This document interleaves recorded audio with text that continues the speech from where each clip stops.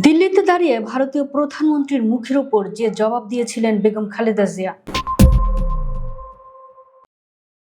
বাংলাদেশের সাবেক প্রধানমন্ত্রী বেগম খালেদা জিয়া মারা গেছেন। তার মৃত্যুর খবর ভারতীয় সংবাদ মাধ্যমগুলোতে বেশ গুরুত্ব সহকারে প্রচার করা হচ্ছে। বিশেষ করে ভারতীয় আধিপত্যবাদের বিরোধিতায় বেগম খালেদা জিয়ার অবদানগুলো তুলে ধরা হচ্ছে বিভিন্ন প্রতিবেদনে। মূলত বাংলাদেশের রাজনীতিতে বেগম খালেদা জিয়ার পরিচয় শুধু তিনবারের প্রধানমন্ত্রী নন, ভারতীয় আধিপত্য বিরোধী রাজনৈতিক এক মুখ হিসেবেও তিনি দীর্ঘদিন আলোচিত ছিলেন।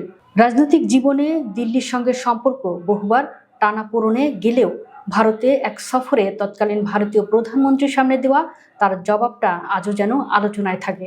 ভারতীয় সংবাদ মাধ্যম ইন্ডিয়া টুডের প্রতিবেদনে বলা হয়েছে, 1945 সালে ব্রিটিশ ভারতের অবিভক্ত বাংলার জলপাইগুড়িতে জন্মগ্রহণ করেন বাংলাদেশের সাবেক প্রধানমন্ত্রী বেগম খালেদা জিয়া। ছোটবেলায় তাকে আদর করে পুতুল বলে ডাকা হতো।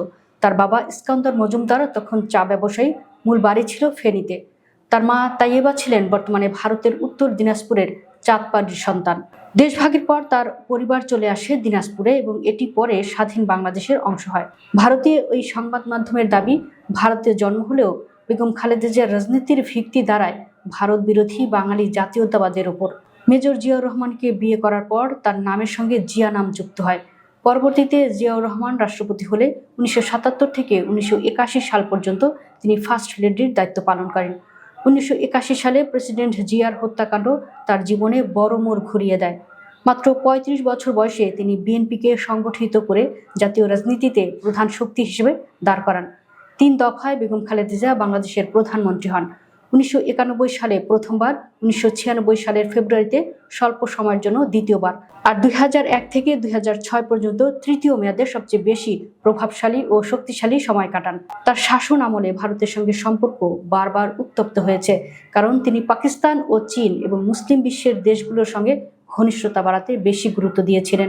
ভারতীয় এই সংবাদ মাধ্যমের দাবি, প্রধানমন্ত্রী হিসেবে নিজের প্রথম মেয়াদে বেগম খালেদা জিয়ার লুক ইস্ট নীতিতে চীন ও ইসলামী দেশগুলোর দিকে ঝুঁকেন। ফারাক্কা বাঁধের কারণে গঙ্গার ন্যায্য পানি না পাওয়ার অভিযোগ তুলে বিষয়টি জাতিসংঘ সহ আন্তর্জাতিক মঞ্চে তুলেছিলেন বেগম খালেদা জিয়া।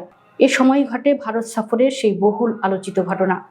1992 সালের মে মাসে নয়াদিল্লি সফরে তখনকার ভারতীয় প্রধানমন্ত্রী নরসিমহা রাওকে মুখের উপরই কড়া জবাব দিয়েছিলেন বেগম খালেদা জিয়া। বেগম খালেদা জিয়ার সেই সফরের সময় নরসিমহা রাও অভিযোগ করেন, বাংলাদেশি অবৈধ অভিবাসীরা ভারতে ঢুকছে। জবাবে বেগম খালেদা জিয়া স্পষ্টভাবে বলেন, ভারতের বাঙালিরা বাংলা বোঝেন, বাংলায় কথা বলেন, এতে তাদেরকে সবাইকে বাংলাদেশি ভাবা যায় না। ভারতীয় লেখক পুনম পান্ডের ইন্ডিয়া বাংলাদেশ ডোমেস্টিক পলিটিক্স বইয়ে বেগম খালেদা জিয়ার ও নরসিমহা রাওয়ের এই কথোপকথন নথিভুক্ত আছে।